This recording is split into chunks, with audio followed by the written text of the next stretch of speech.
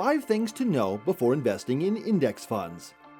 If you want to benefit from investing in the stock market over the long term but aren't interested in learning all there is to know about particular firms, you should consider index funds.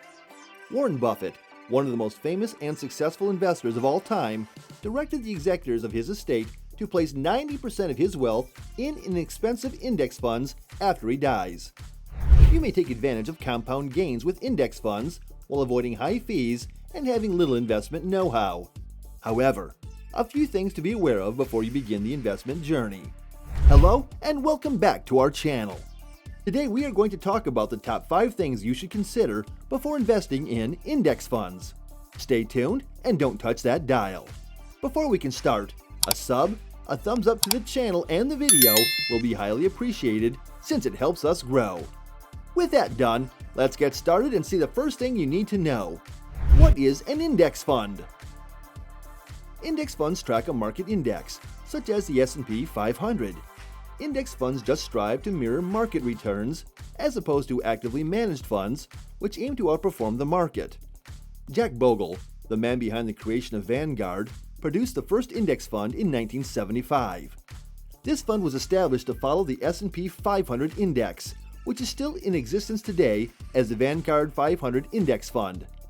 Index funds have gained popularity since then, and you may now invest in index funds that follow a variety of market indexes in the US, Canada, and other countries.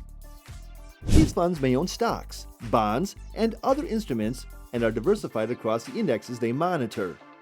Index funds have the same structure and buying process like conventional mutual funds, although they often have substantially lower fees, often less than 0.5%. Because they are passively managed, the index will include a variety of firms, but the idea is the same for all of them. A share of an index fund reflects a small fraction of numerous firms, as opposed to only owning one.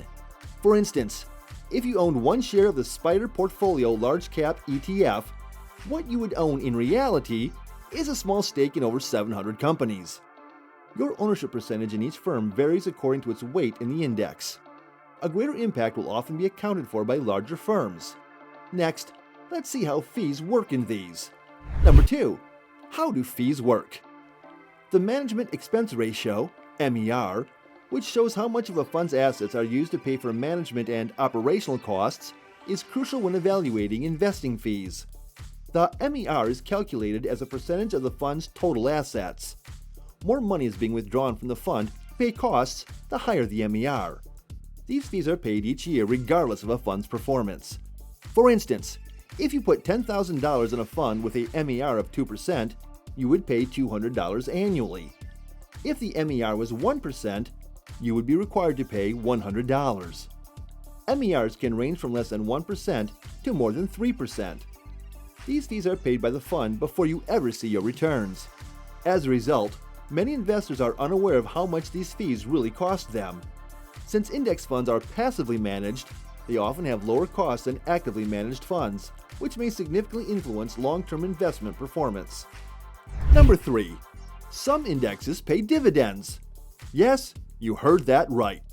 Some businesses, although not all, distribute dividends in yearly installments.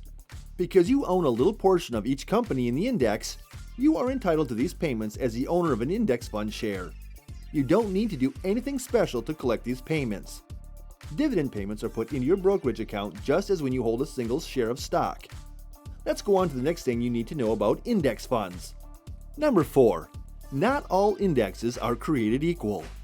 It's easy to believe that all indexes are secure investments, given the abundance of online information praising index funds. But is that really the case? Certain index funds that are riskier than others have emerged due to the popularity of these products. In addition, every company in the index is a part of a single, brand new industrial sector. This does not imply that investing in a specialized index fund is not a sensible choice, but it should make up the majority of your portfolio. A portfolio's diversification helps shield it from market shocks. Thus, an index fund that concentrates on a relatively limited number of firms in a developing sector is inherently risky. Number 5.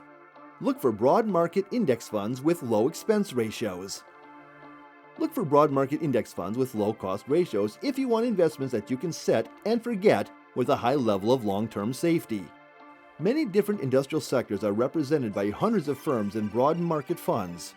With this diversity, you can be confident that your money will grow as the market as a whole grows, which it has been doing for the last 100 years or more at a rate of approximately 9% annually.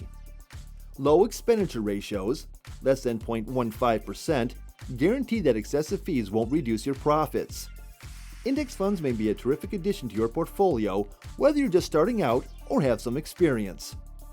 Investing in broad market index funds may benefit from the developing economy while also ensuring that your portfolio is sufficiently diversified.